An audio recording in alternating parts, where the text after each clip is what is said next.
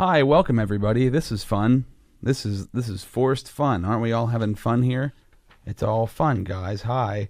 Hey. So today, Derek Walkney. Am I losing my voice? What is happening? Derek Walkney is back on the show. Walkney is the band. He is the band. He's a one-man band. I mean, when he travels around, he has a band with him, but he's the band.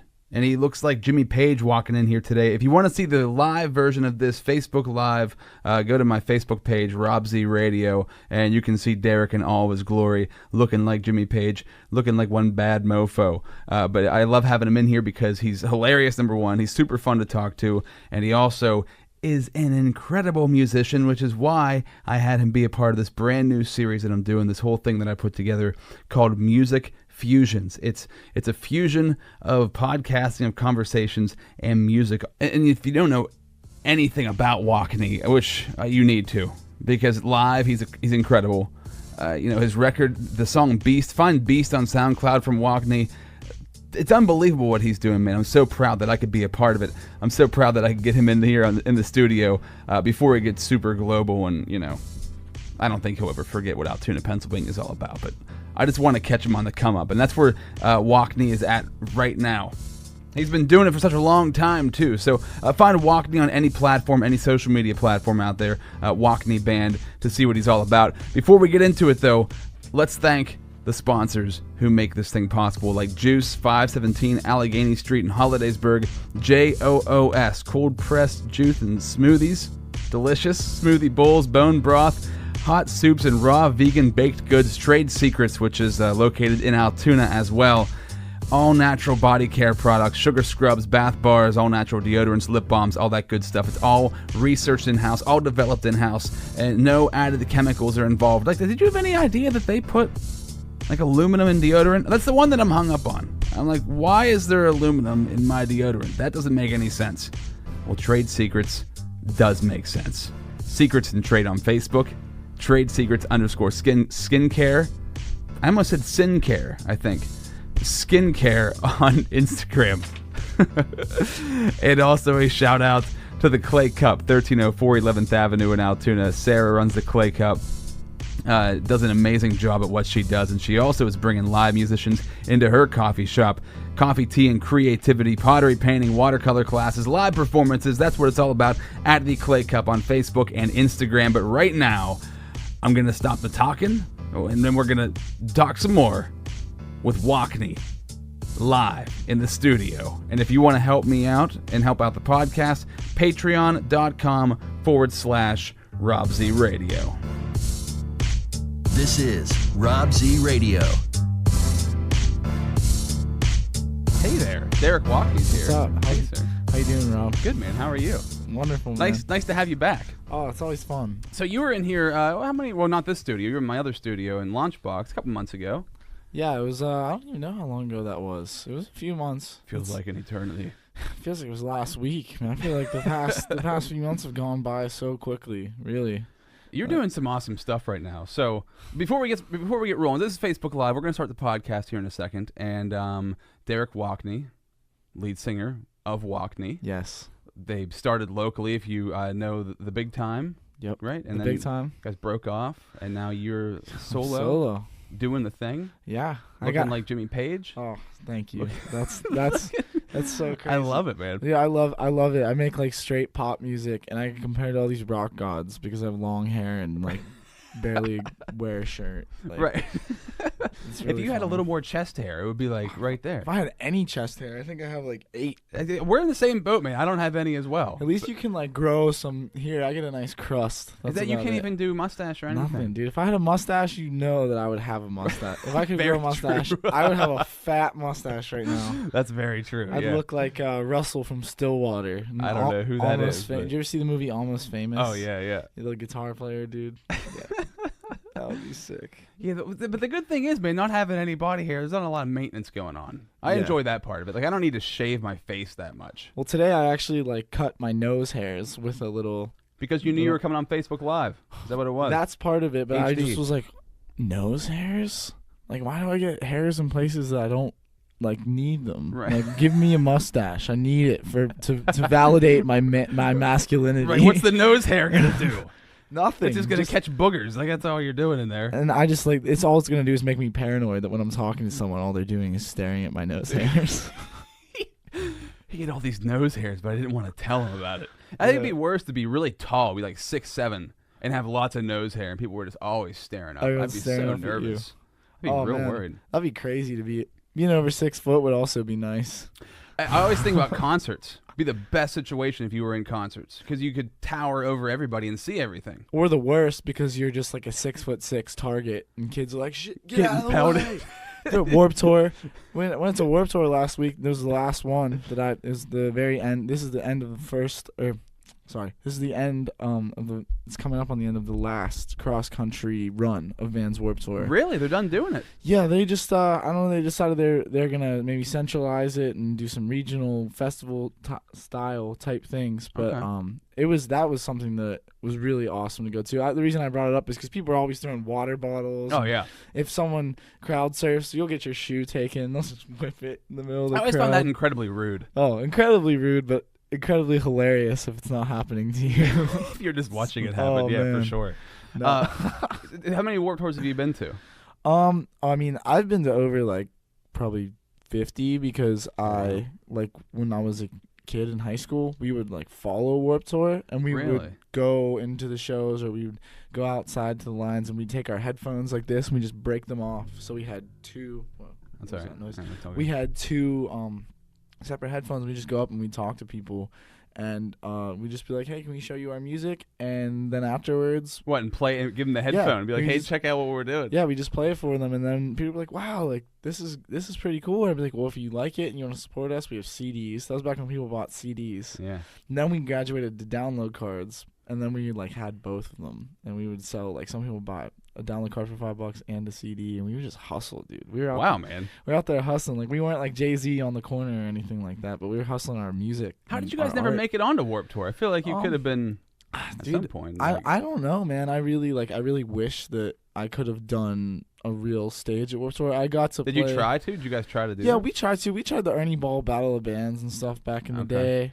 Luckily, over the years, I made a lot of friends in the Warp scene and have like gotten my music passed along to people, but it just, I don't know, it just never worked out. Last year, I played in a tent called the Transform Tent, where it's not like a main stage, but they do have like a PA system and a stage there. So I played there last year, and I'm like, that counts. That's to me. That's considered Warped Tour. You were on Warped Tour. We'll log it. It was pretty cool. It wasn't necessarily like the Journey's Left Foot stage or anything like I had always dreamed, but I think once I got there, I realized that like once I got to the point where I saw the behind the scenes stuff and I saw how it all worked, I was outgrowing, like my music was outgrowing, I think, the style that Warped Tour kind of has. I could see that, yeah. And I was like, oh, like I really love this, but I feel like I got to set my sights a little higher. What's a Warped Tour for the music that you make?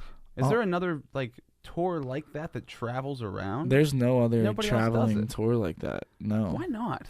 It's weird because it's expensive. Yeah, I mean, like those bands. It's so crazy how many bands. I mean, there's like probably 100 bands on the tour. Right, and they switch in and out. Depending on where they're at. Well, right? Yeah, there'll be like 8 stages, and yeah, some bands jump on. Some bands are on the whole thing. Like there's a band called Mayday Parade. They've done like 6 full Warped Tours, and they say that like if you can do an entire Warped Tour in a van, then you like, and you're not dead. There's nothing that can stop you because it's great. It's so wild. You know, you're there from 7 a.m. until like any time from 10 to 3 a.m. And there's one every day, right? Yeah, Warped Tours every daily. day.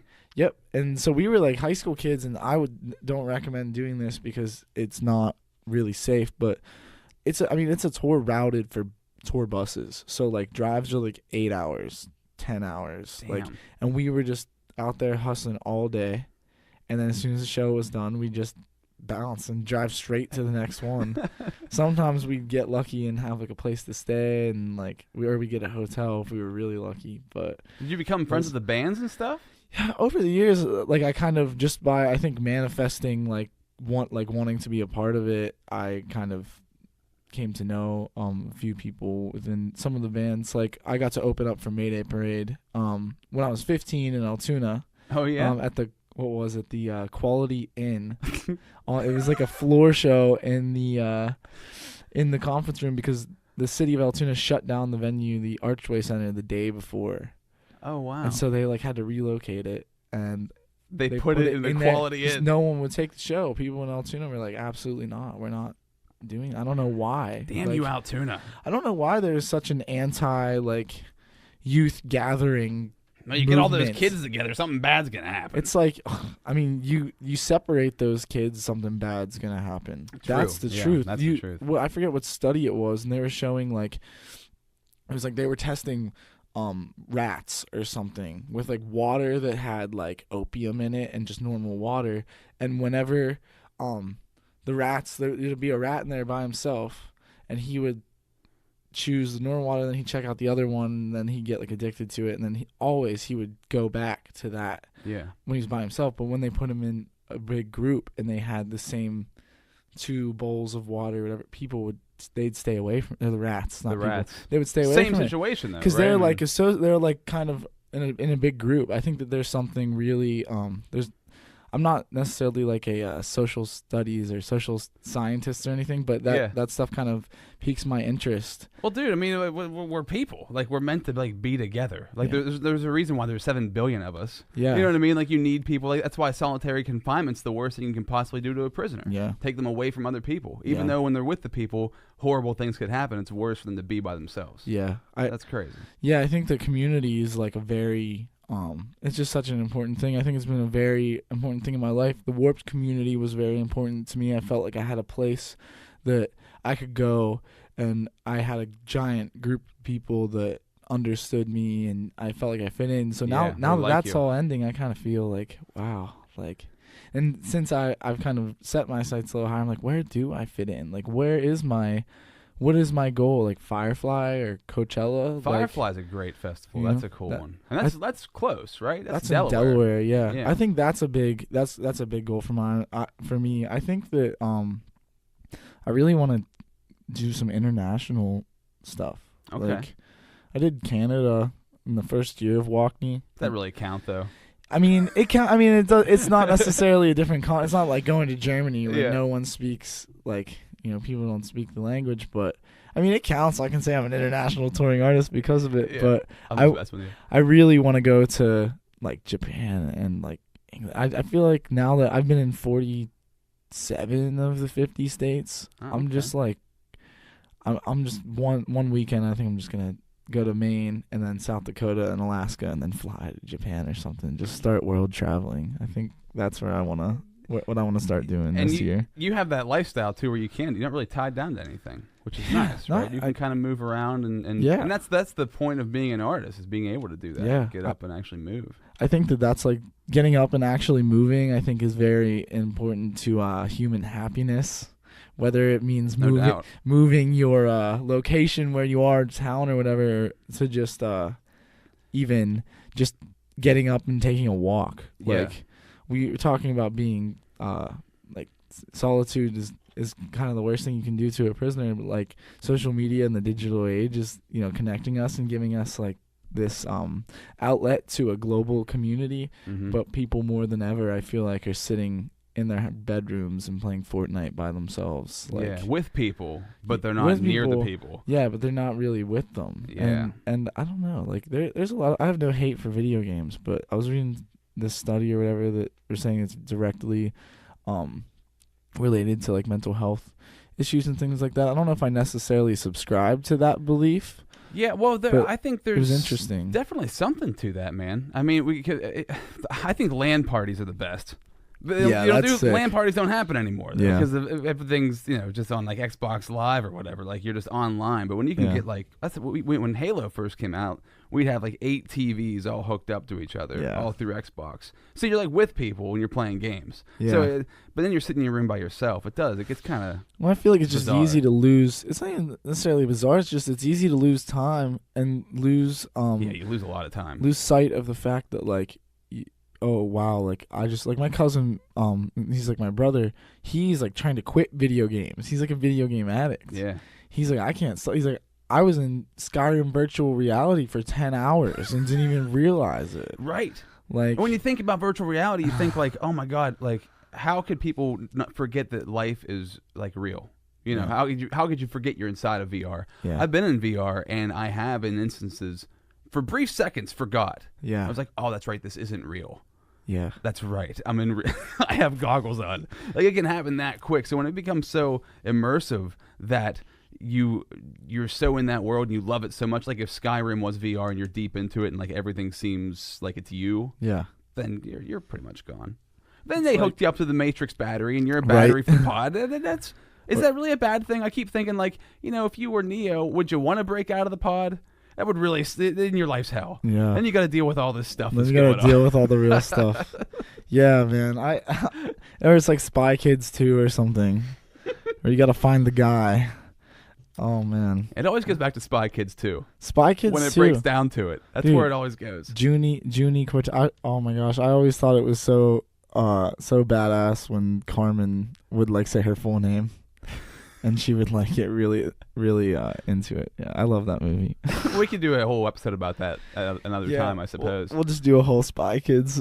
Wait, is there a third one? That could be your podcast. You're talking about starting a podcast, just all Spy Kids. Yeah, it's you gotta niche it down. Oh my God, that would be so funny. Just be like a Spy Kids like memorabilia reviews and things like that. Like. Here we have the Spy Kids tin lunchbox. Yeah, and you'd get like the grip, like the guy who ran like camera from the movie on, like talking to him about the scenes. That would be that would be so funny, dude. That's how deep it could go. Somebody would really dig that. Lots of people probably would really dig that. I feel like that would just catch eyes because people would be like, "Why is this dude doing a Spy Kids podcast?" I thought he was a musician. He must really like. I could do a Lord of the Rings one. That would be sick. But I feel like it would bore people. But then like bend all of your music around the scenes. You know, you could like make your music sound like the movie itself. And we could like revoice them. Yeah. Like voiceovers. Create your own soundtrack. Like for what was gonna happen. That would be really sick. I think that I'm gonna add that to my list of things that I need to get done by the end of today. After the international tour, just jot that down. Yeah, that can be on the list there somewhere. Do they go anywhere? I'm sure they go international in Spy Kids. I can't really remember. I guess I'm a fake fan. I know less than you do, so I'm just rolling with it. I'm just going with it. But, okay, let's get back to crowd surfing for a second, because crowd surfing's always blown my mind. Because maybe I think too much, but I always think like, man, I got too much stuff in my pockets. I can't crowd surf. How do you spread your body out? Like, I don't know how to spread. And I'll see somebody who's like crowd surfing with their arms in. I'm like, you got to put your arms out, dude. You're gonna die. And then somebody kicks you in the head, or you get kicked. You kick somebody in the head, and then like you go into the hole like where there's nobody there, and you get dropped to the ground. Do you crowd surf? I've been there. Yeah, I saw Motion City Soundtrack, Vans Warped Tour, and I was probably a 10th grader. I'm crowd surfing, I'm loving my life, and some giant dude just launches me in, and I went straight into one of those holes in the crowd and smashed my head on the concrete. And I got back up and I crowd surfed my way to the front. Did you really? Yeah, you kept going? I was like, I have to get out of here. I'm gonna die. Oh, you crowd surfed out of the? I don't want to crowd surf right to the front, but I wouldn't want to like go over the edge. Yeah, like how do you prevent that? People, I mean, you can I guess stop yourself, but I guess the goal I always thought was to get over the barrier to the security guys, because they like catch people, and like those guys have a crazy job. They're just like getting kids are like flying at them all day. I would be very annoyed by that, because like I love music too much where I could never watch the band. I'd always be like watching idiots like flying through the air instead of like watching what's happening. It's definitely exhilarating, I'd say. I've crowd surfed from on stage, and that's been fun. Okay. That's like probably that feels so amazing when I get to do that. At least people can see you coming in that situation too, which makes it better. That makes it a lot better. And if they're like very interested and very like into your show, they're just like, there's no way we're gonna drop this guy. I actually stood on the crowd. Like, it was our first time we opened, or second time we opened. Actually, I think I did it both times. We played with All Time Low and jumped down onto the barrier, and I like got up on the railing, and I just like grabbed someone's hand, and I like just started walking out in the crowd, and people held me up like I was like a high school cheerleader. And at one point, I'm just like standing on the crowd and singing. Yeah. And then I just fell back into everyone. That's pretty awesome. Just kept going. It was like probably my biggest rock star moment. Did you get groped at all? I imagine a lot of hands. Plenty of times. Yeah, I get groped when I'm just standing at the merch table, but whatever. Comes with the territory. Got to Yeah, deal with it. I guess so. But if I don't know, I feel like some people, there's, I just love everyone, but I'd appreciate it if you'd stop groping me. Thanks. Yeah, but if they did stop groping you, you'd be like, why aren't they groping me? No, oh my God. You'd be worried. I mean, Like, do they not, like, happen? Are they not obsessed with me like they used to? Am I not pretty anymore? I guarantee that would happen, though. You'd be like, dude, Oh, man. Remember people used to grab me all the time, and it was like dude. Oh, humbling. those all-time low guys. Those guys they're like 30 years old and they still get it. Like, it's crazy. Like, I would never do that to. What? And I would never grope somebody. Well, like, as a guy, it's kind of illegal. Yeah, it's as a girl, it's definitely a little more acceptable. Yeah, it's just. I mean, like, it's definitely weird. I've had people come up behind me and just like yank my hair and stuff. It's like, there's all the fun stuff, like awesome stuff, like crowd surfing and feeling like a rock star and playing big shows and whatever. But then there's like weird stuff where like girls, some I've experienced some teenage girls that like. They're like the sassy people. Mm-hmm. I can take like a good amount of sass, but like when it gets to the point of like coming up behind me and pinching me or like pulling my hair, like that's not cool. It's kind of irritating, I'd imagine. And it's just rude. Like, because I try to give everyone after shows. I think that like it's gotten harder for me over the years because I've just like as I've gotten older begun to deal with a lot more anxiety, especially being around people and stuff. But I try to give everyone like the same amount of time and attention and thanks afterwards.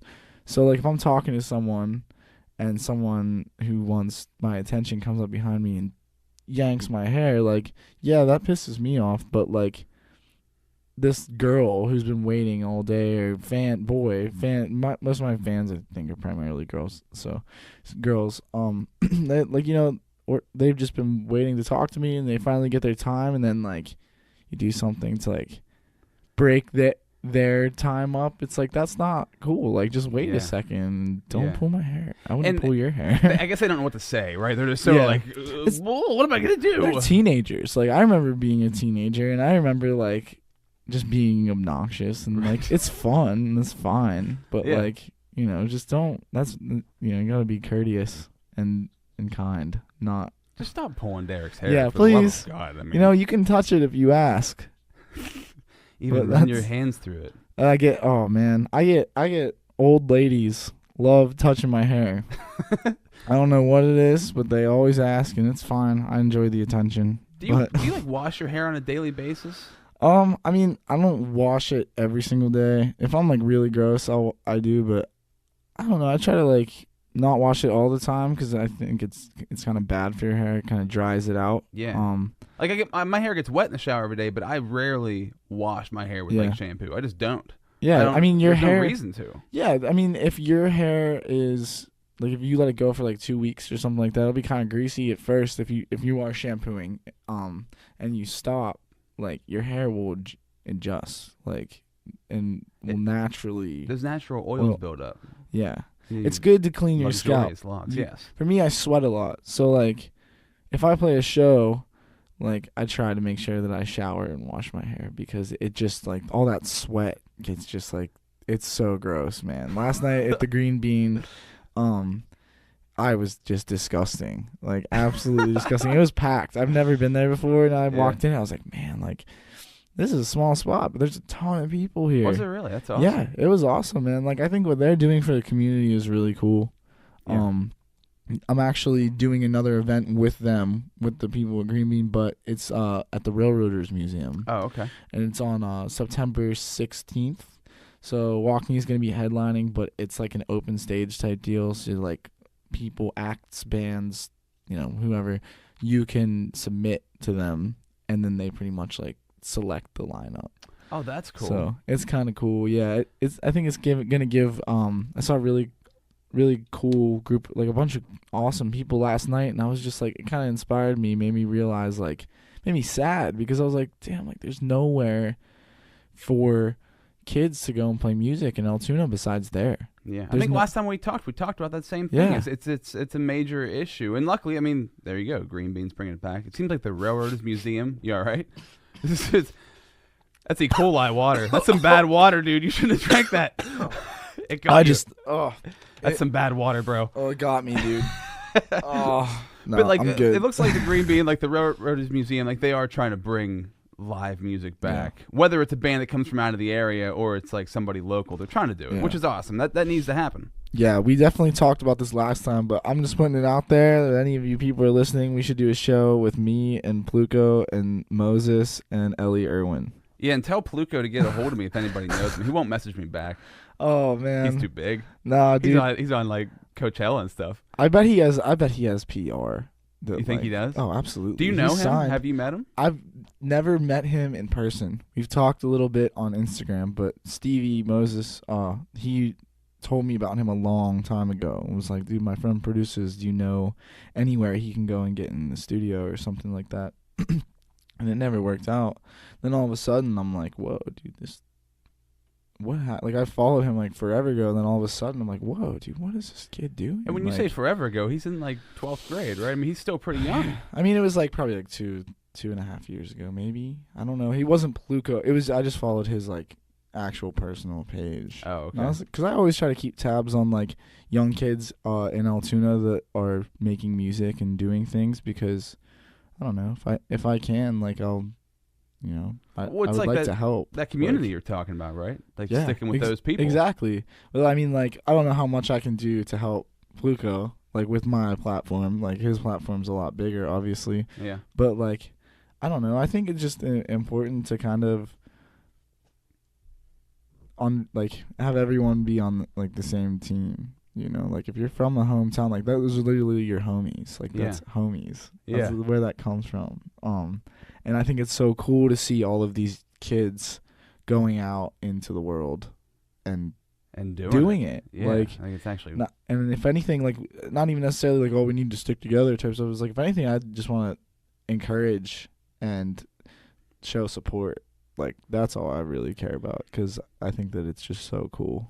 It's incredible. I was blown away when I found out about him. I'm like, oh wow, dude! I listened to some of his music, and he does a really good job. I mean, the world of EDM for me is crazy, because it makes me feel like an old person, right? Yeah. Because like whenever I was a kid and somebody would listen to hip hop, or like I used to love the Prodigy back in the 90s. Right. The Prodigy was, I don't think they were called EDM. I don't know what the genre was called, but it was electronic techno or something. Yeah, it was like something in there, or like industrial or something.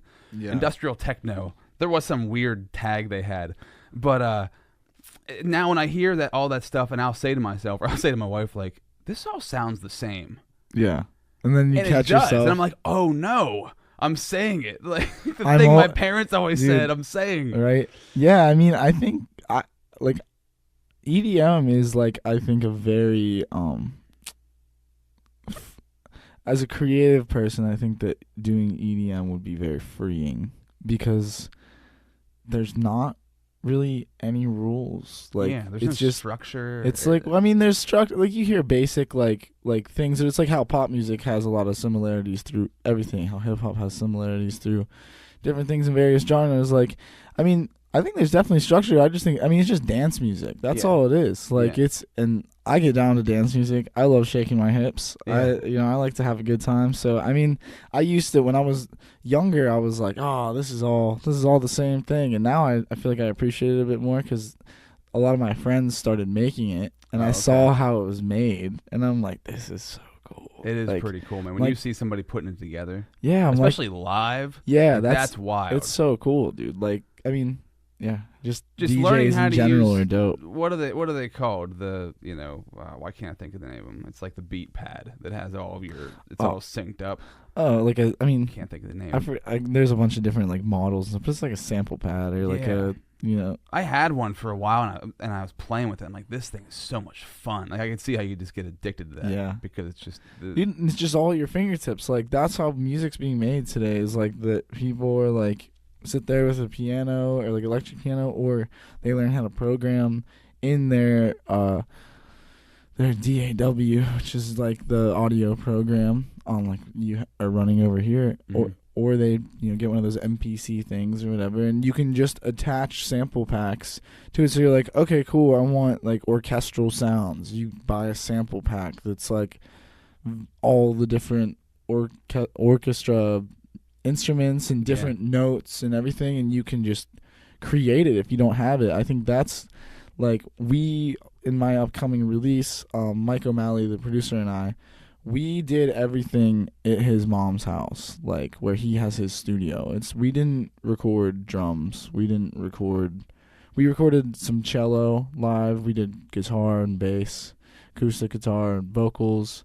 But a lot of the stuff in there is just like they're electronic sounds. That's crazy. Like they're not necessarily, they're not like, we didn't go into a studio and record on like a massive grand piano and stuff. Like I wish we could. It was just there's no budget there for it at this point in time.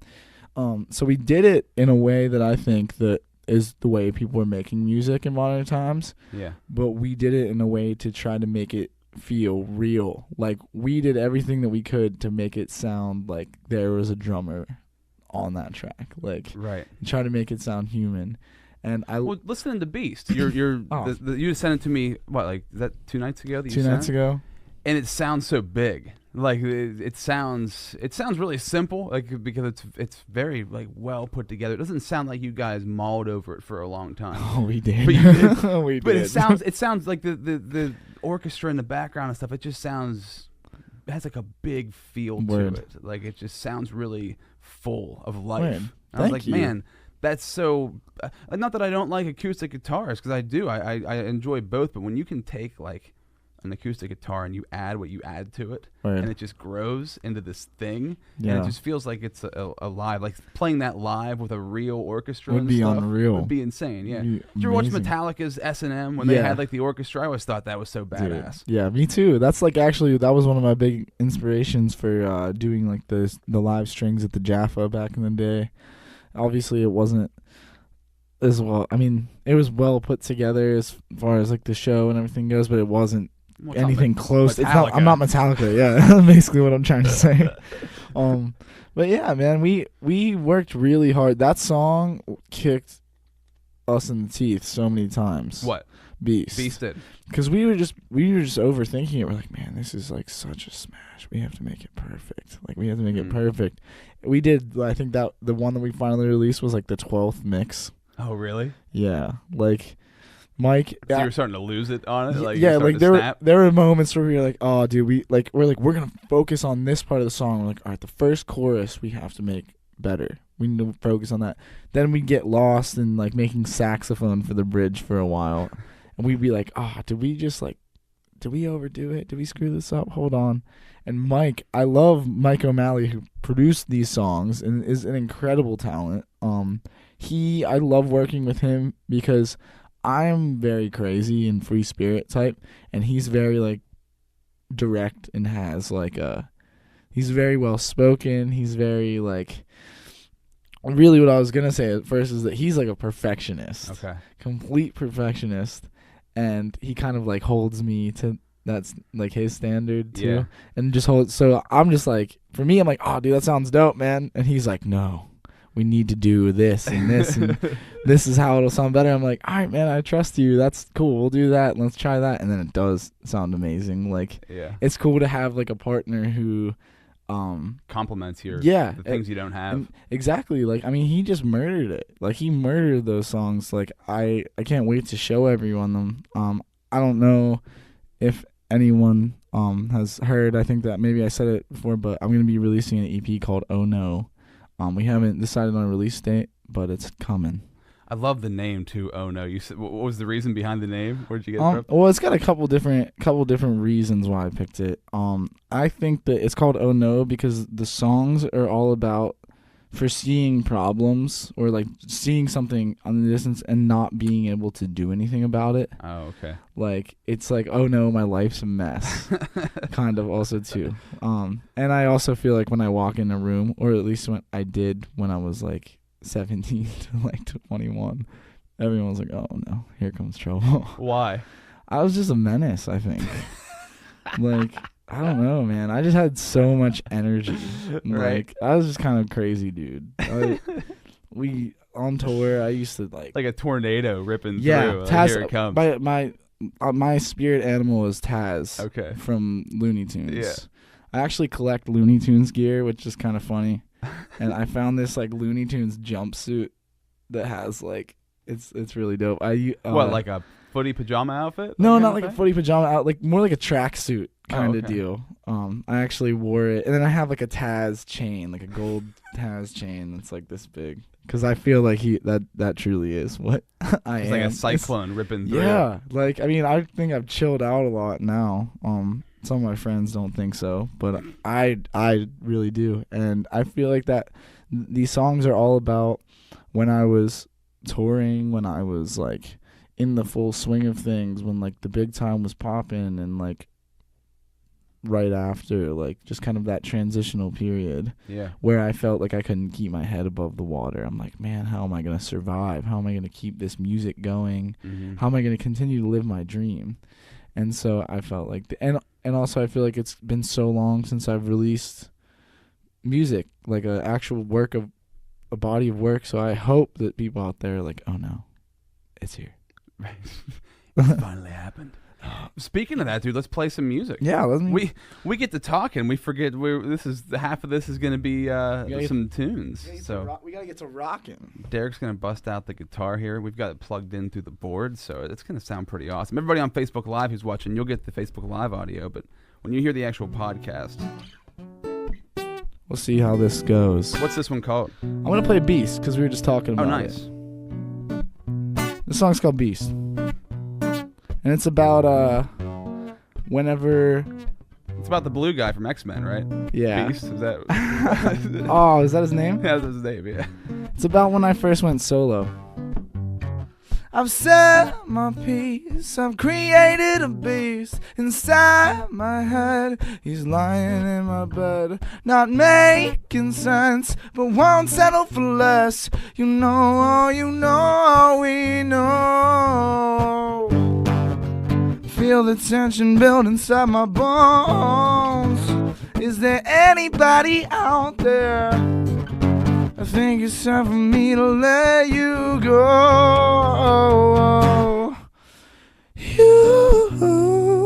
You needed me, and you did yourself wrong, never believing in me. Believing in me, just let me be, yeah. And time will tell if I can do it well, all by myself. I don't need any help. I'm good, I'm fine, just tired of wasting time. You know, we know. I feel the tension build inside my bones. Is there anybody out there? I think it's time for me to let you go. And you needed me, and you did yourself wrong, never believing in me, just let me be, set me free, let me be, oh no, and you did yourself wrong, never believing in me, just let me be.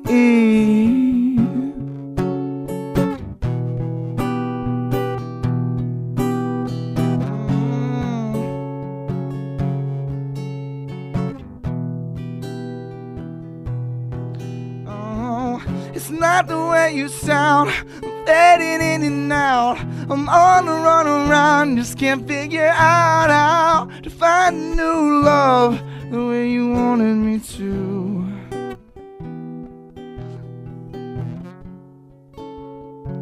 Oh, just let me be. Oh,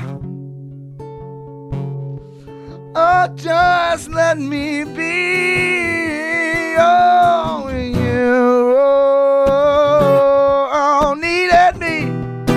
needed me, and you did yourself wrong, never believing in me, just let me be, set me free, let me be, oh, and you did yourself wrong, never believing in me, believing in me, just let me be. Hey.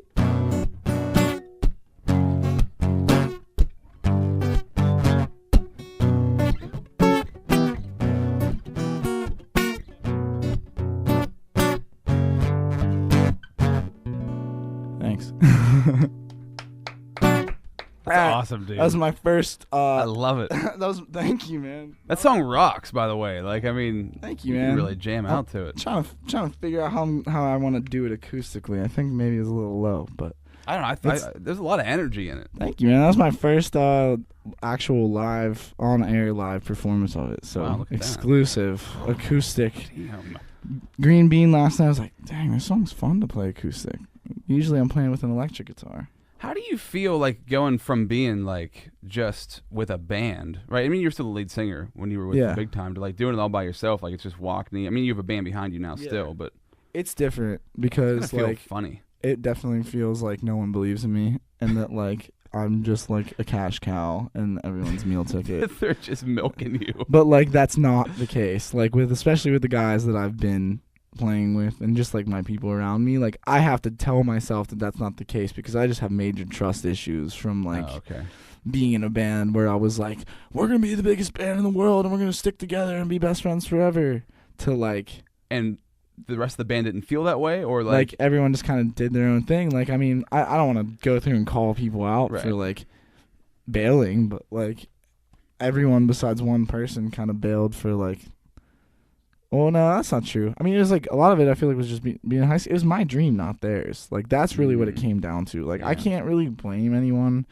for leaving because it's like some people just aren't made for the life. Yeah, they don't have the vision either, right? I mean, like, and it's just like it would be a disservice to all of them as a friend to force them to do something that they don't want to do, and it would be a disservice to me by them as friends to continue doing something that they don't really believe in like I do. Like it's like you're forcing them to go along with you. But honestly, dude, it feels weird. I miss having like a crew of dudes I'm always rolling with like all the time. Like we're all like working together towards a common goal. Mm-hmm. But dude, being solo is the best thing that ever happened to me. Like I can just go. Like I don't have to ask permission. I don't have to be like, hey guys, are we all gonna be able to get off work and do this show? It's like, yeah, I'm doing it. Like let's go. Like there's no, and now I'm at the point now where I love all my music so much because I'm just expressing myself. Mm-hmm. Like there's no collaborating. Yeah, there's collaborating between like myself and my producer on like the sonic element, or like on the sonic side of it, where like it's like, oh, what instruments are we gonna use? What's the part gonna be for like leads or melodies and piano stuff or whatever? But like, these songs on this EP, like I wrote the vocals and the chords and just the songs, and I just took them into him like done. I was like, this is how I feel like these songs should go, and let's just work on them. There was no like, oh well, your lyrics are bad, we have to change them. Like there's how do you guys feel about it? Well, I think I just got confident. I just got confident in my own writing just by myself. Like I used to like always try to go co-write with people and stuff because I felt like it would make me better. Mm-hmm. Excuse me. And it did, but I can still do that now. Like I've learned from all those co-writing sessions. You can do it solo. Yeah, like now I'm like, oh, cool. Like I can't necessarily make a song that's gonna be as like by myself that's gonna be as good as if I like co-write with Elton John. Yeah. But like I know I can make songs that are dope. Like I believe in myself now, so it makes going into sessions like that even better. Because before I'm like, I'm trying to find my sound. What's my style? What's my But dude, that was your journey, right? You got to put those like 10,000 hours in, and being with the Big Time, you did, right? You guys put years in, like over a decade. Yeah, I right? think we really did. I'm really proud of that, and I'm really proud of all those guys. Like we're all friends still. Like it's not like I get sad about it because I miss them and I miss like being. And sometimes I used to get like kind of bitter, but like never like acted on it with anyone. But it just like, I mean, I felt like everyone kind of gave up on me. And that sucked, but I know that wasn't the case. Like, because I just needed to do my thing and they needed to go do theirs. Like, you can't get mad at someone for like trying to push their life forward. Yeah, like, that's just the story you were telling yourself, was that they all bailed out. But like, like, dude, like, you know, but it was the best thing for me. And like with Aaron and I sat, we had a conversation, and I was like, dude, like, if producing's your dream, that's your dream, but I want to be a performing artist. Like, I want to perform. That's my thing. And he was just like, dude, do your thing. Like, man, we literally were brothers. Like, we were probably like, I mean, like, we toured together for so long and just like grew up skateboarding together, and like, inseparable. It was hard. I think once his brother left, it got, I think, harder for him, because they're like the type of brothers that like do everything together, and I feel like it made it less valuable, less enticing, like, because it was, the four brothers are my favorite people to like. Oh, they're so much fun to hang out with, because they're just like, Brandon is, I think, 3 years older than Aaron. So you just see like the constant brother rivalry, and it was just like fun, because he felt like we were like brothers to them. Like, that's kind of how it felt. It was like, I don't know. It was definitely brotherhood for sure, and we'll always we'll take everything that we did with us to the grave. Right. So, not like in a secretive way, but like, we'll remember it forever, I think. Just so you don't get arrested, you have to keep it in the circle, right? Or end up in prison. Oh my God, no. But no, you're saying about like going, like being solo. Like, I've thought about that many of times. Like, should I have like a partner in what I do, like on the podcast or in different elements? And it's like, in one sense, I'm like, oh yeah, that'd be great. But then on the other end, it's like, man, if I want to come in here and just do my thing, I can just come in here and do whatever I want, because it's my thing, and nobody has any other control over it. So it's like, I do have collaborators. Like, I have reoccurring people who come in here and talk to me, and I think that's the best way to do it, because then you're still, if I want to have an episode where it's just whatever I want to talk about, then that's just what I'm going to do. I don't need to worry about like, hey man, what are we going to talk about this time? What can we come up with an idea of together? Are you interested in this thing or whatever? And it's just, if I feel like doing it, I can do it. So that's the appeal. The key, I think, to all of that, like what you said, and like what we have in common, is just like the freedom of expression. That's what's going to make us happy. Yeah. That's really what it is. Like, for you, it's like, and for myself, it's like, I feel like we just do this because we love it. We do, me playing music, you doing this stuff, like, we do it because we love it. Like, for me, it's not necessarily about money. It's not like, and it's easier for me to do it and love it if I'm not constantly worried about like, oh man, like, are these dudes happy? Like, do they like even want to like be? Whenever it's different when you have like I think when you have like a band of like hired guns, because like if someone's like, I don't want to do it, then it's like, oh man, like, that's cool. Like, no hard feelings. Right. It's like we'll get somebody else to fill that spot. They're like independent contractors. Like, if they want to be a part of it and be a part of the dream, like, dude, I'll have them forever. Like, if they truly believe it, I'll have them forever. But if for some reason they can't make it work, then, you know, like, we can work together to find other people and teach those people, and like, that's kind of how it's been with, I think, over a while. Like, the Big Time, like, never had like a full lineup since like 2011. We always had fill-ins and rotating people, and I just think it's cool like that. Like, the whole world's my band now. Like, well, see, from a true like I love a band that sticks together forever. So I go back and forth, right? Because I look at like the Red Hot Chili Peppers. Like, when Frusciante left, I was like, I don't know if I can really like this band as much as I used to. It's hard because when you have that core group, and I guess this stems from like, if you have your lifelong fans, people who've been like listening to you forever, and you switch people out, even if it's somebody who's just like playing drums who doesn't ever do vocals, and somebody else can come in and play the drums in the same way. It's like, well, it's not the same thing. Yeah, that's not the same guy. Like, I mean, when I say that like they're independent contractors, I don't mean that in a negative way. No, it's like they are free to leave if they want to, and they stay as long as they want. Like, I want that. I want the core group of dudes that like who want to be there. But what I think that we've all talked about is that like, I gotta go out and I gotta make the connections. I gotta rip it, like, in as far as like the business side goes, so I can kind of afford to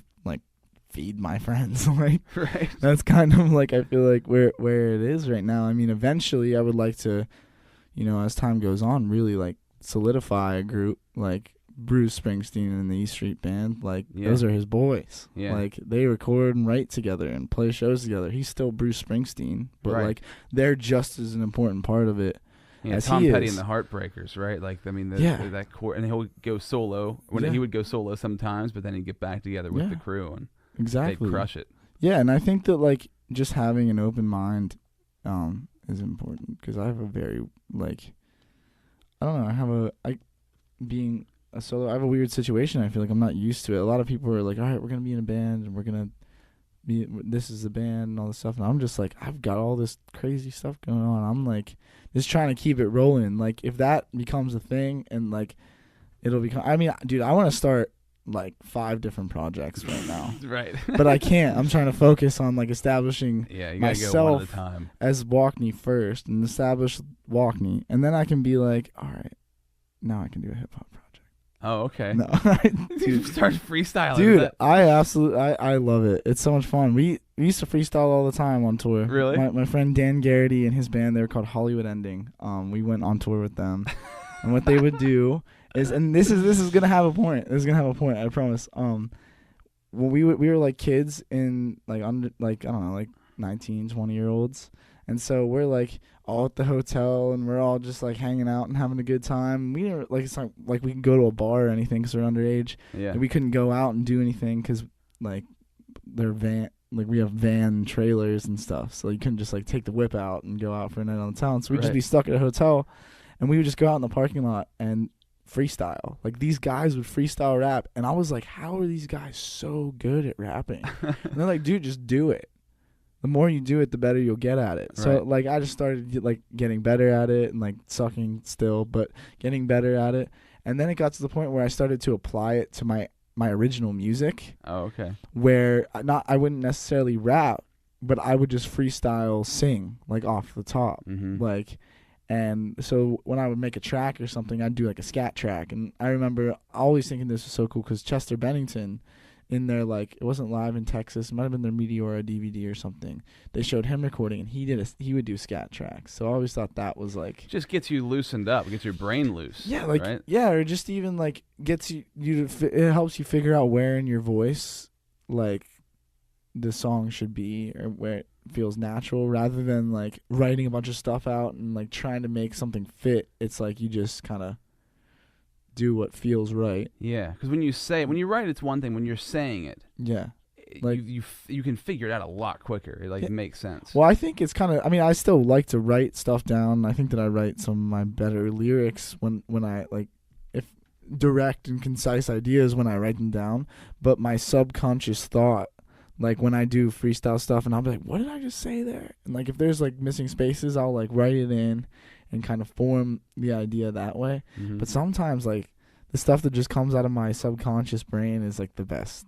Like I'm like, wow, like sometimes it'll like my subconscious thought will just like songwriter me will slap like everyday normal life me in the face. Like I'll be like, oh man, I don't know about this decision. I don't know what I should do. And then I'll like write a song and it'll be like, oh, he's telling me to like, That's the universe Dude, talking to you too. yeah, like dude, that voice, that just like pops out of nowhere. yeah. And it's like, wow, like that's how I really feel. And I've been fighting it. Like, why am I fighting it?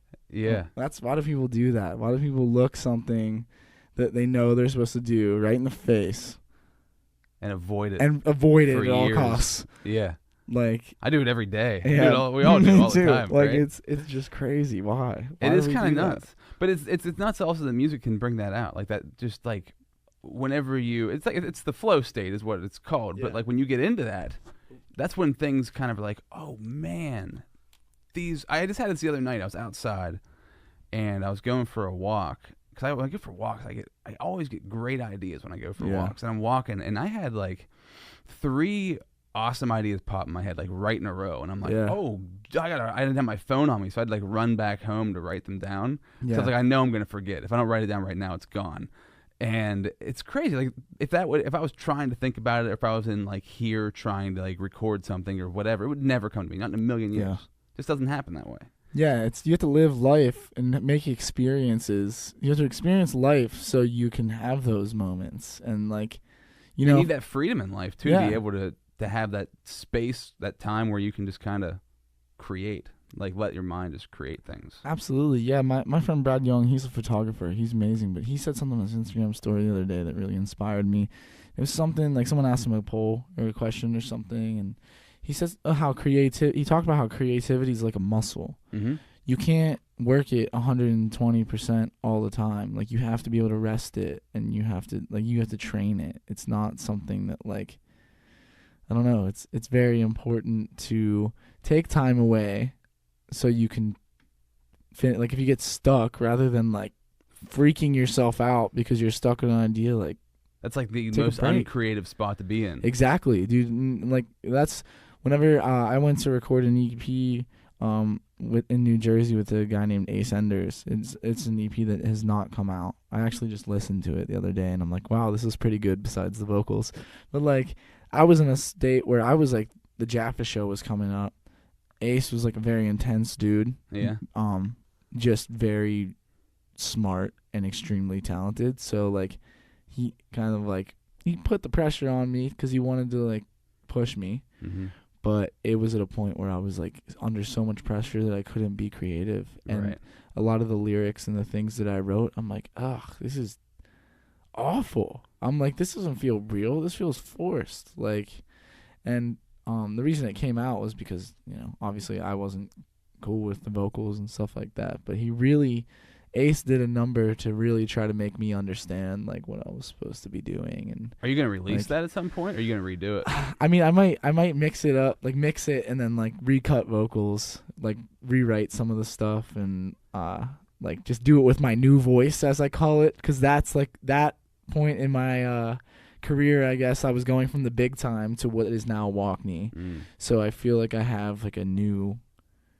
I don't know. I feel like I sing kind of differently, and my voice it sounds different as I've gotten older, and I don't know. It's gotten kind of lower too, and I've gained way more control, which is good. Before I was a pretty bad singer. Well, the thing I always wonder is like this. I always go back and forth on this, and this is why we were talking about editing and stuff. And I try not to edit anything because I always over-edit and overanalyze, and then I won't release stuff because I'm just like, oh my god, this is the worst thing I've ever done. The more I pay attention to it, the more I hate it. Yeah. So I just started like, if I do it, it's out. That's why I love live. I like Facebook Live. Like, you can't really go back. Yeah. There's no correcting or forgiving what happened. It's like whatever.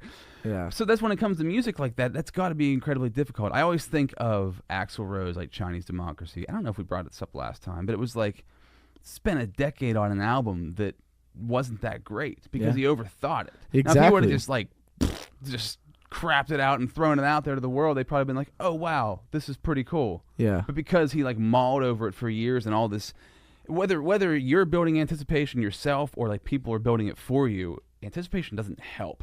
Yeah. I don't think. I always like low expectations. Me too. That's why I dropped that song on my Instagram story. Okay. I was like, some girl's like, when are you going to release new music? And I was like, just did. Here you go. Right.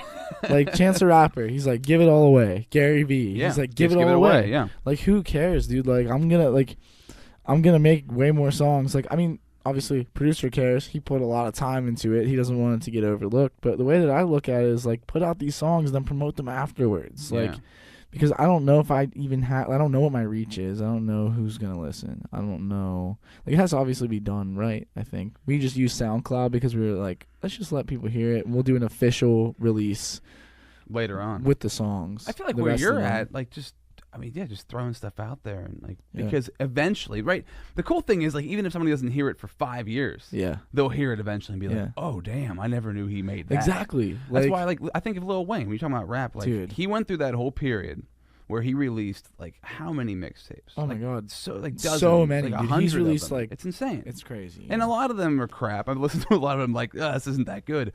But he didn't care. Yeah. He was like, dude, I'm just making all this music and I'm just throwing it out. Yeah. You can just have it. Because I can still make more, and when I make more, it's gonna be better than what this was. Yeah, exactly. It's crazy. That's how I feel about myself as an artist now. Like, I'm like, wow, like, these songs are dope. I've had them for a while though. Like, there's the Beast, like, I heard that song like 2 years ago. Did you really? A year and a half ago, maybe. Wow. Yeah. You just sit on it. Because I was like, this deserves the full treatment. I was like, I can't. That's also the thing too. Like, I wasn't in a position where I could actually go to a studio and get professional sounding recordings. You were like in your parents' house. Yeah, just like, oh man, like this like Aaron and I tried to record some stuff together, but it just never got to the point that we were like, I was like, oh wow, like this is really pro. Like, it always kind of felt like it was almost there, but not quite. And so that was kind of like scary, because I was just like, I need to have the best representation of my song. As long as the song sounds good to me, like, that's what matters. Yeah. Like, it's not building anticipation and all that stuff. I feel like I need to get better at that, and I will. I think that it will build anticipation if I just throw songs out there. People be like, when's the next stuff coming out? Yeah. Like, so many people really just like, I mean, I myself included, just like wait and wait and wait and wait, and then all of a sudden it's gone. And your moment's passed. Like, Yeah. and Yeah. like, I mean, so you can't. It's like, I don't know. You can't be scared to share your ideas with the world. Very true. As long as you're putting stuff out there, Yeah. the moment's never gonna pass. It can't. Yeah. Because you're always. Yeah. Current. You're I'm always, trying like, to get like on that like 24-hour grind. I'm just gonna start doing Instagram lives for 24 hours a day. Some weird annoying people. the hell out of people. Oh, it'd be so funny to read the comments of people while I'm sleeping. Like, I'd be sleeping and people just like get on my live to chat with each other.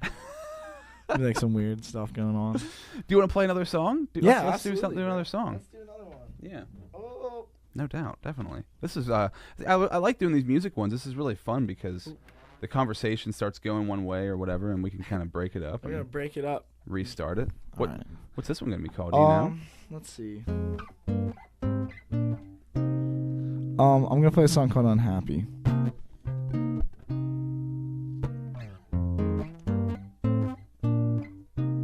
I can't decide what key I want to play it in. Okay. We're gonna try it like this though. Oh.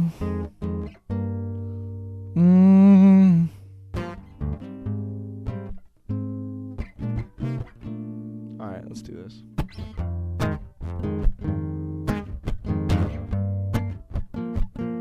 No.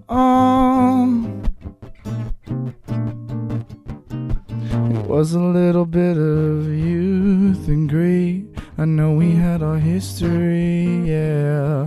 I was waiting up at the phone, waiting for your call, waiting for your call, waiting for your call. You said I want it all, said you needed my body. Come and meet you in the hotel lobby, yeah. I said, are you there? And it's not special, babe. We're just wanting a day. It's not special, babe. What we do. Oh. You say you want it my way, but now you're headed down the highway, away with what we want and what we love. My hands are weak as you ran through me, but are you really living, babe? And so tell me, why are you so unhappy? Do you even know? Do you even know? So tell me, why are you so unhappy? Do you even know? Do you even know? Ooh, yeah. Oh, yeah. And it's not special, babe. You're just wanting a day. It's not special, babe. What we do. Oh, tell me, why are you so unhappy? And do you even know? Do you even know? Tell me, why are you so unhappy? Do you even know? Do you even know?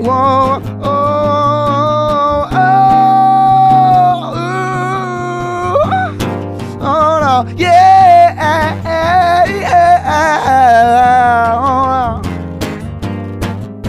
And do you even know?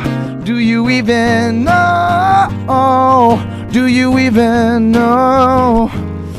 Do you even know? Oh. Ow! Thank you. Hot damn. That was awesome. Sorry. Is that from the new EP as well? Yes. That's actually the first song we recorded for the EP. That song was like kind of the one that made us pick a direction. Okay. We were like, we're gonna go with like some funky, like soulful pop rock, like, and yeah, it's called Unhappy. I wrote it. Actually, this was one of those songs that was a freestyle. Oh, okay. That hotel lobby part was like, oh, okay, that's weird. There's some rap influence Right? and hip hop in there. Yeah. I mean, that's my life. Like that, like it's I mean, I guess it is somewhat. It just reminds me of weird many hip hop songs. You know what I'm saying? Actually, like, yeah, it was actually written like it was like kind of like an R&B jam. Like, oops. It was like it was a little bit of you and gray. Oh, I think it's wrong key. Oh yeah, it was a little bit of you and gray. I know we had a history. Yeah. I was waiting up by the phone. Yeah, it's kind of R&B-ish for sure. I don't know, man. That's what I grew up listening to. like who? I mean, like, Because you Michael Jackson, okay, Whitney Houston. I mean, okay. So I grew up on listening to 80s pop because my mom had this deaf awareness group called Beautiful Hands. My mom was deaf. She was actually an American Sign Language teacher at Pitt and Penn State and St. Francis. Wow, that's crazy. So she like did all kinds of stuff. And so my intro to music was through that. My first time on stage was doing sign language to "I Want It That Way" by the Backstreet Boys. So Backstreet Boys was so cool. They were my first favorite band. Was the Backstreet Boys. Really? And then so the first CD I ever had was Millennium, and then Christina Aguilera, the one with Genie in a Bottle on it. I think that was like the intro to like my sexuality was that album. That would do it right there. I was like Christina Aguilera. I would just sit there and look because they like were when CDs when they used to have those. Yeah, the booklets. The booklets like a big poster. Christina Aguilera. I'm like a 6-year-old kid and I'm just like I didn't know that a woman this beautiful could ever exist. It was like that. Then Aaron Carter like and NSYNC, No Strings Attached.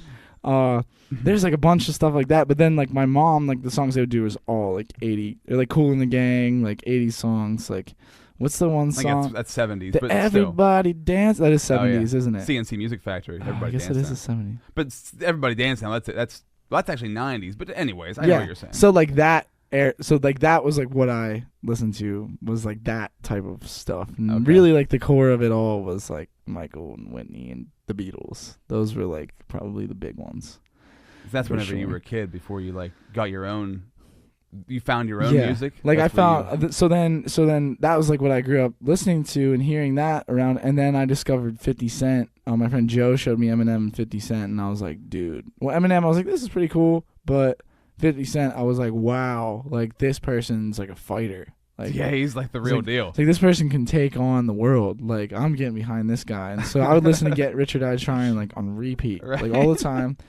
So then I kind of strayed away from that, and that was probably first or second grade. Maybe I was listening to Get Rich or Die Trying, and which is really funny because I listen to it now. I'm like, dang, I should not have been listening to that. Yeah, I got Doggy Style from Snoop Dogg. Snoop Doggy Dogg when I think I was in 5th grade. I stole it from my friend's brother because I was like, I have to have this album.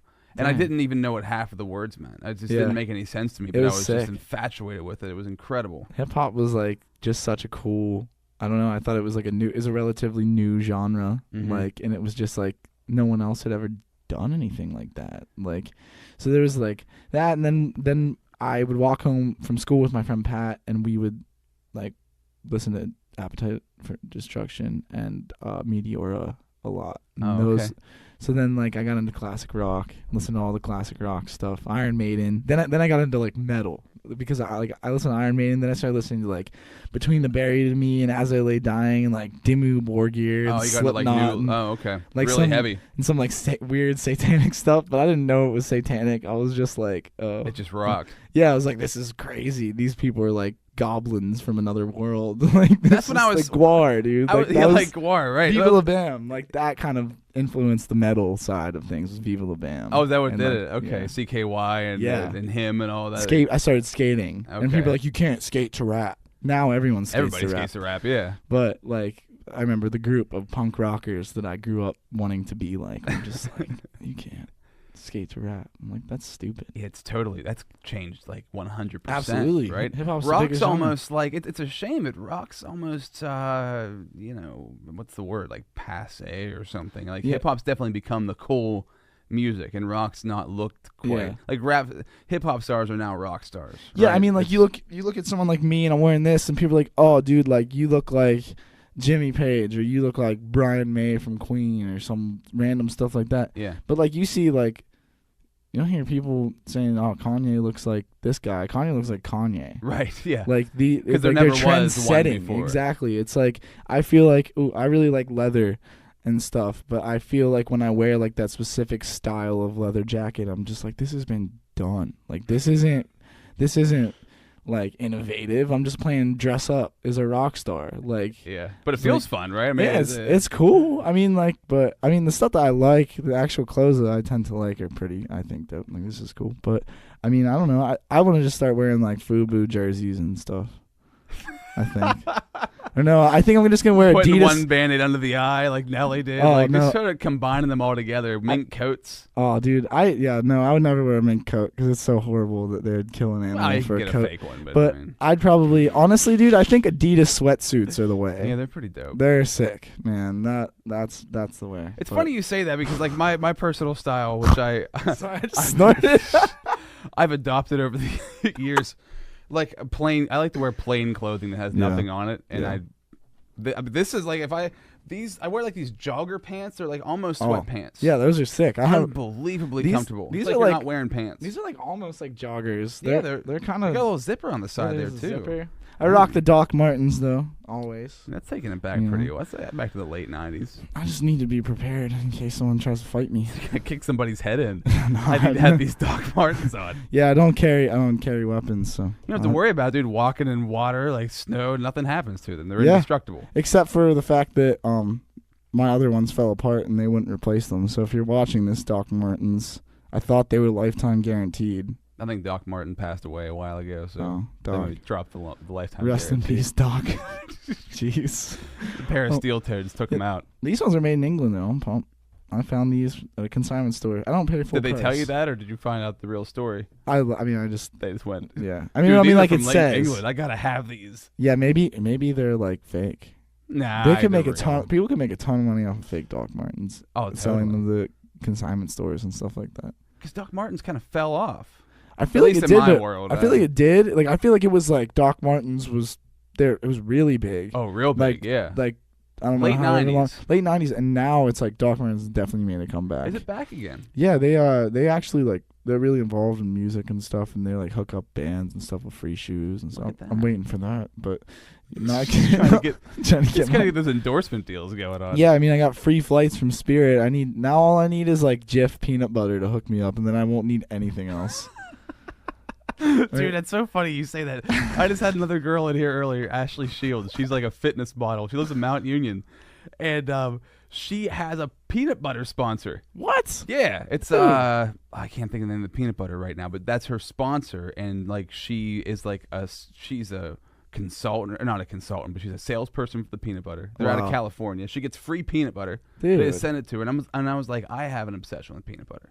Like I could just eat peanut butter all day long, and I Yeah. have to stop myself. Dude, I have to stop myself too. I'm like, oh, peanut butter sandwich. We're gonna put 8 teaspoons of peanut butter on it, and then I'm like, oh, I need 4 more scoops just for my mouth. Just to hold me over. And I always need to dump something in my mouth too. So it's like peanut butter, usually on like a waffle. Oh. And then I'm just having some tea. I'm taking bites of the peanut butter waffle, mixing with the tea, and it's all just washing together. That's pretty It's nice. Beautiful. Oh, it's a wonderful combination. Peanut butter. But it's an addiction where I can't back Yeah. off of it now. Like I think about it a lot. Did you ever have Vegemite? Yeah, I'm not. I've never had it. It's not. I'm but not a fan. Yeah, I've heard that it's weird, but I don't even eat Nutella either. People love Nutella, but I've never. I don't know. I never heard anybody call it Nutella. It's a Nutella. It might be Nutella. Nutella. You could be right. It's Nutella, I think. Are you going Jif natural? Or are you going Jif like old school? Dude, I mean anything Jif. Just Anything crunchy? Are you goes. crunchy or are you Dude, creamy? Peanut butter, anything goes. Doesn't with matter. me. No, I like the organic peanut butter, but One that separates itself. yeah, I mean, but it can be kind of like bitter. Not bitter, but like not very tasty. I need like a pound of sugar dumped into it. That really sets Oh, the yeah. taste up. Dude. That's what it's missing. When I was a kid, I think the reason I'm always so hyper and weird is because when I was a kid, we'd go to like Olive Garden and my parents would look away and I just steal all the sugar packets and just dump it in my mouth. Just buy Pixie Sticks. Same. Yeah. It always blew my Dude. mind. Like, don't eat the sugar packets, but then like they'll hand you a pack of Pixie Sticks. Pixie Sticks. Dude.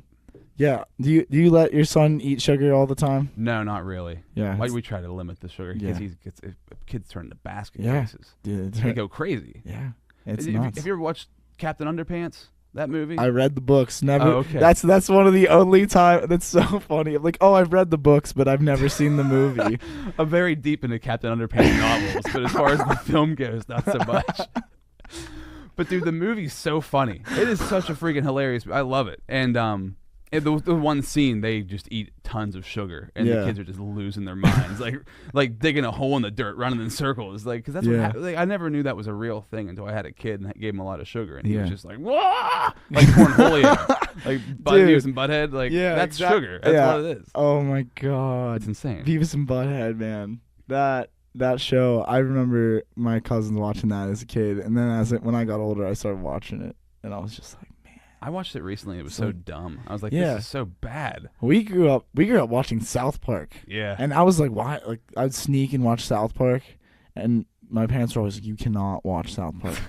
Watch South Park at like 19, 20 years old, and I'm like, oh my god, this is horrible. The things that they're saying are ridiculous. No Yeah. wonder that my parents didn't want an 8-year-old Yeah. watching it. Like, Yeah. Beavis and Butthead's like PG compared to Oh my that. god, yeah, Like, yeah. Seriously, South Park isn't. That show's blown my mind so many times, and it's been around forever, so like it's been talked about so much. But they've gotten away with so much, and they've crossed so many boundaries, and like really, they came along at the same time, like late '90s, like South Park, Eminem. There was like this culture that came along that kind of like did what they wanted to do, and everybody's kind of let them do it. Yeah. It was like, all right, this is outrageous, Yeah. but it's so good that we're just gonna let you do your thing. Yeah.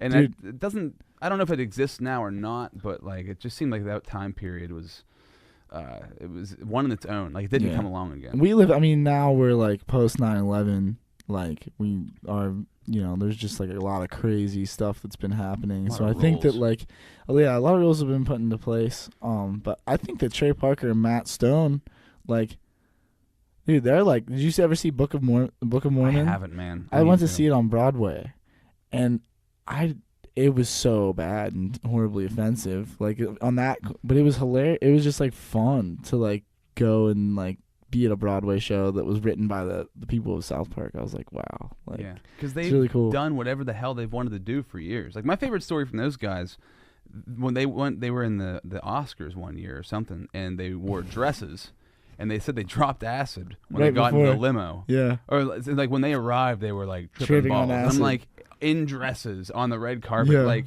the amount of balls that would take, and like Dude. I can't even imagine. Like not in a million years, I would you'd have to not care be in about a mental anything. hospital. Yeah, Like I think that they don't go in the same category as Dave Chappelle, but like I think that Dave Chappelle is also another person who's just like, I'm gonna make fun of everyone because that's my job, is just to make fun of things. I'm a Mhm. comedian, and he catches a lot of flack, but I really like Dave Chappelle. I think that he like really wants to like do good for the world and stuff. Like he always, dude, I think he's dope because he's always, him and John Mayer are always hanging out. Oh really? Like, dude, John Mayer, like You're a not- huge John Mayer fan. John Mayer is so sick, dude. Like he is like such a good example of like being confident and just like knowing yourself. Like I follow him on Instagram, and he's just such an incredible personality. Not only an incredible musician, but just like he gives off this aura that like he knows exactly what he's doing. And like I think that it's just like really inspiring. Like I've been trying to get inspired lately because now I feel more confident since my songs are like ready to rock. Like But yeah, for a while I was like, man, like who do I look up to?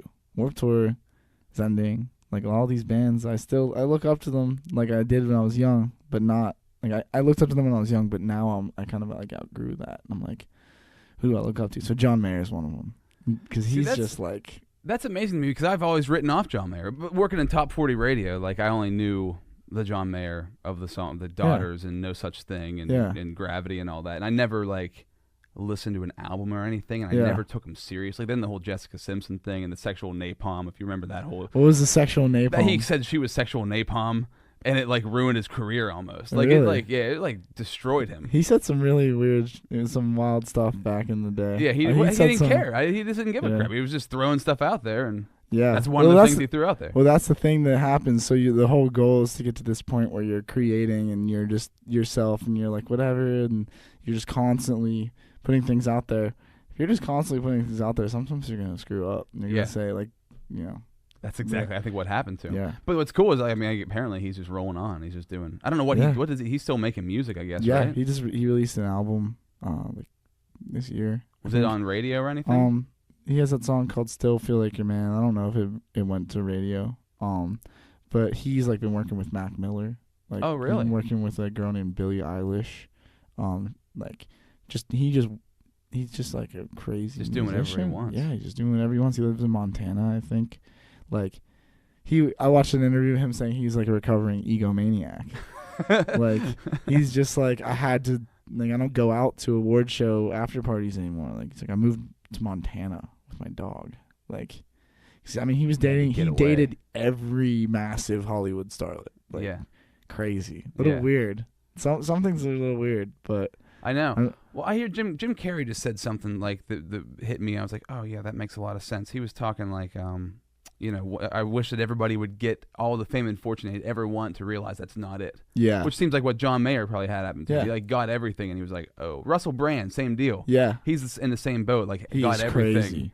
And now he's like Zen, like Buddhist almost. Talk about a guy who can get away with anything, dude. I watched interviews of him. I was like, wow, how is he even allowed to say these things to these women on air? I'm like, this is kind of like cringy. I'm like, wow.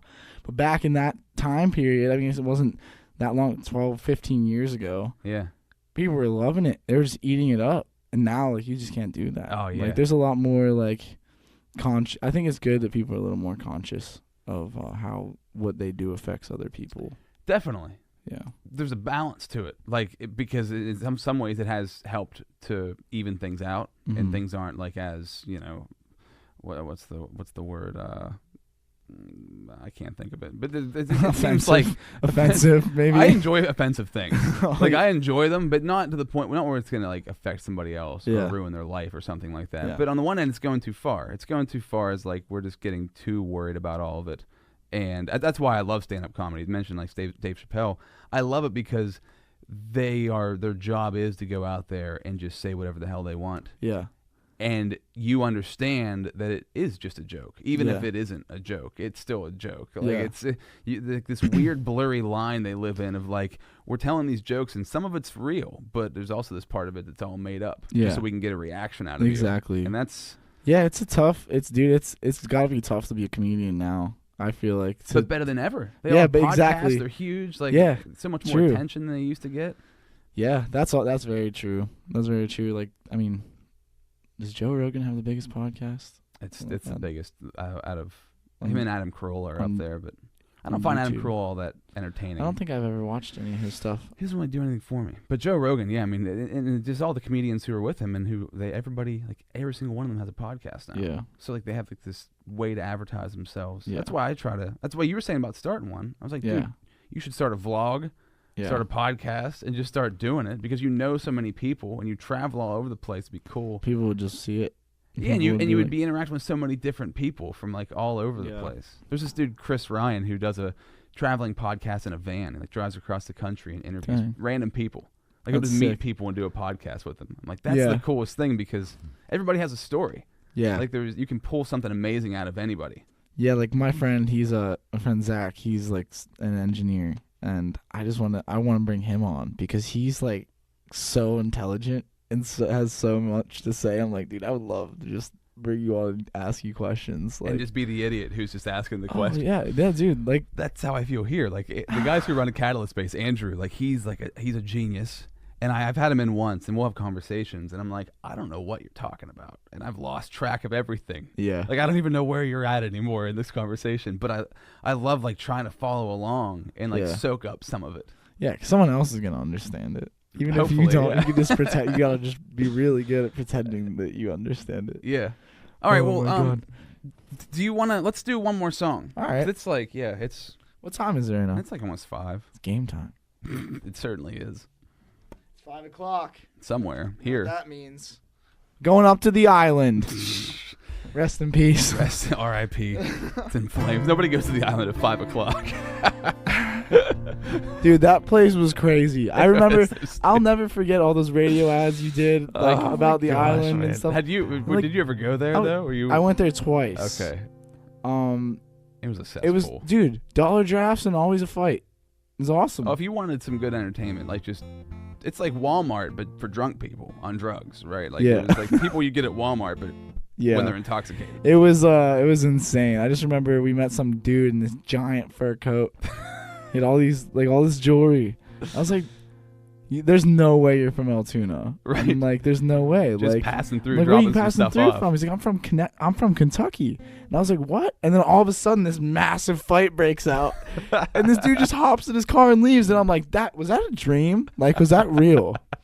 Like, did that really happen? Like, oh Yeah. my God. That was every night at that place. That place was. I would always get in trouble because I would like go with my hood up, and the security guards would get really mad at me. I was Why'd like, you have oh, why'd you have your hood up? I don't know, just bad Just to habit. be a badass. No, it was just a bad habit, I guess. Like, I don't know, but yeah, that place was nuts. It was. It was so ridiculous. Oh my God. All right, well, I'm gonna go with the one that's on now, Lucia Rose. Oh, okay. Now that's what I call music volume 6. It's D6. 66,000. 66,000. Available in Walmart and Target and Best Buy and everywhere else. Thanks.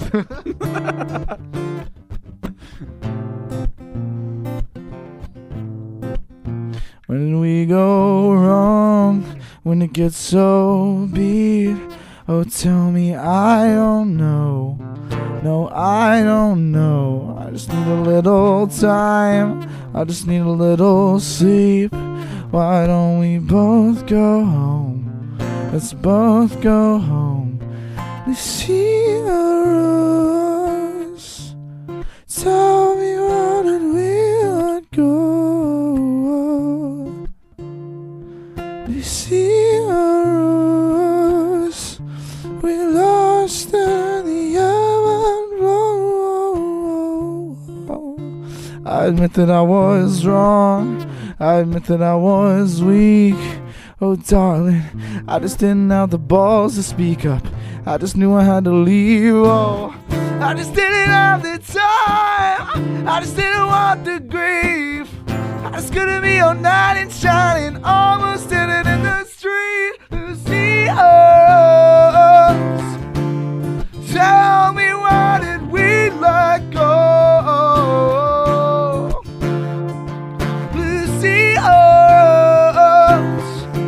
We lost it in the ebb and flow.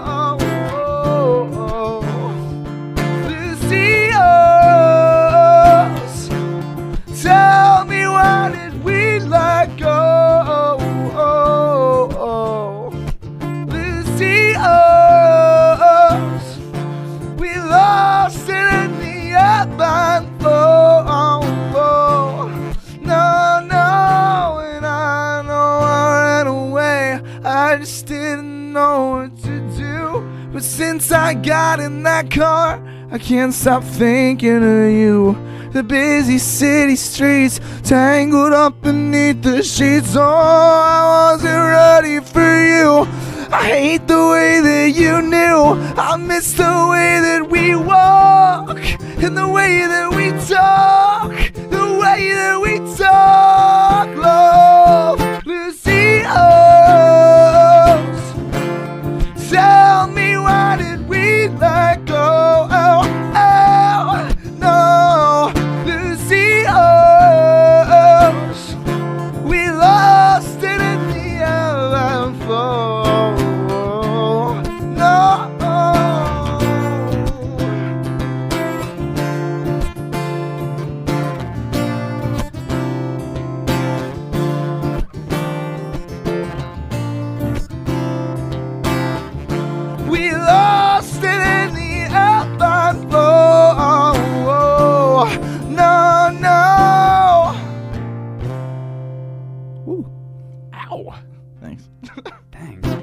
hard thing is I never know where to look when somebody's playing guitars and stuff. Like, what do I Look do? into my eyes, Rob.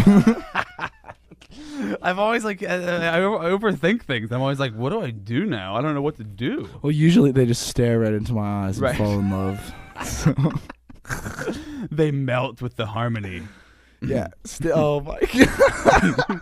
So, okay, we'll wrap it up. But what if people want to find your music, and when's the EP on sale? Is that like So we haven't picked an official announce date. We're keeping that kind when's of it hitting Walmart? Walmart. I don't know. We'll see about Walmart, but we're gonna. I'd say look out for it in the next 2 weeks. Will it 3 be in weeks. Sam Goody at any point? Sam or- Goody. It's an old CD gosh. store. FYE, you guys would be.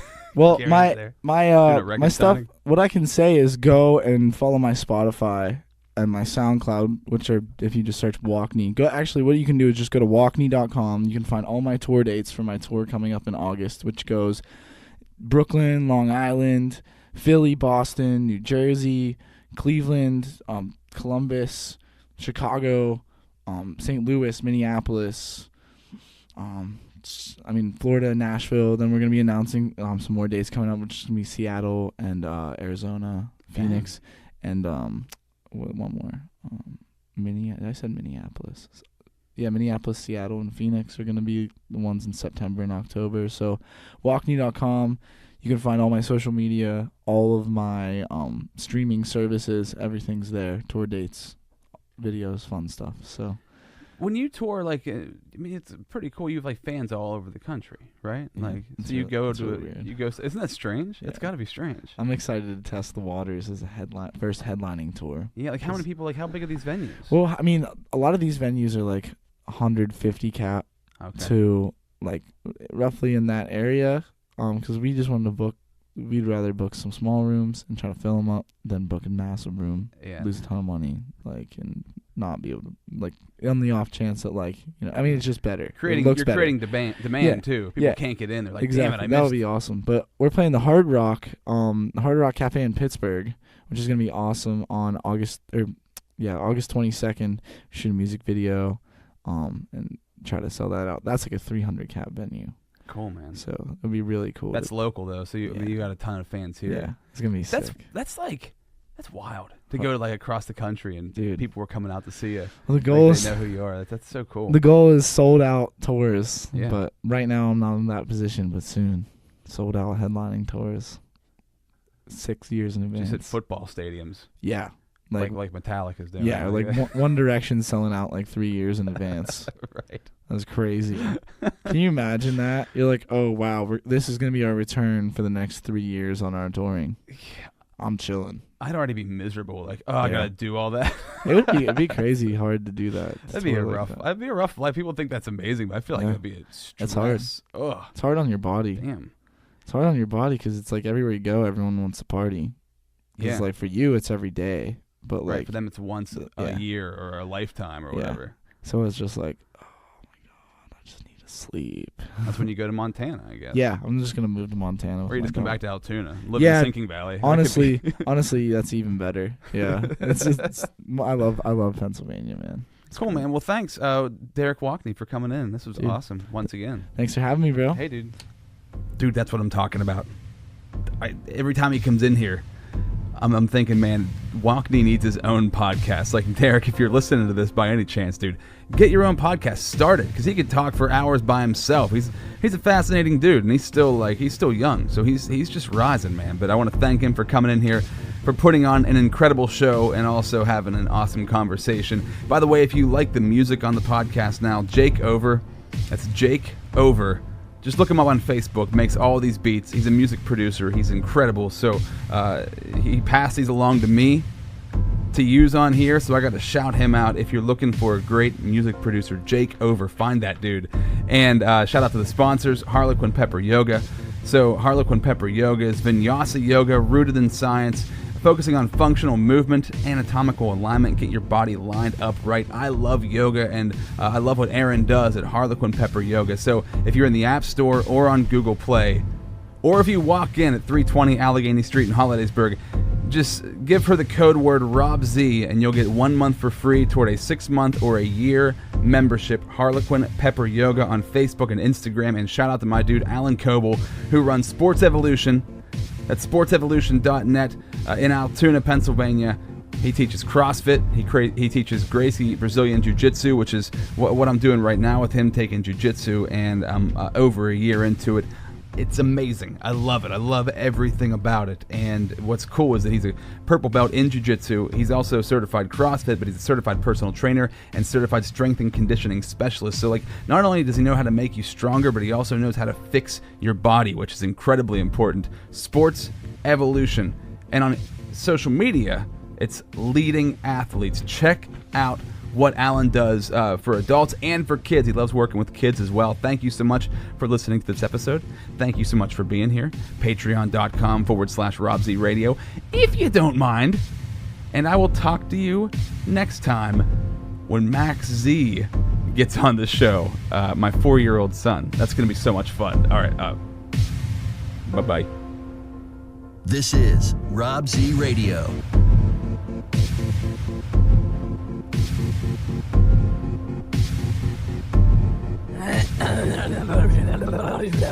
That's brutal.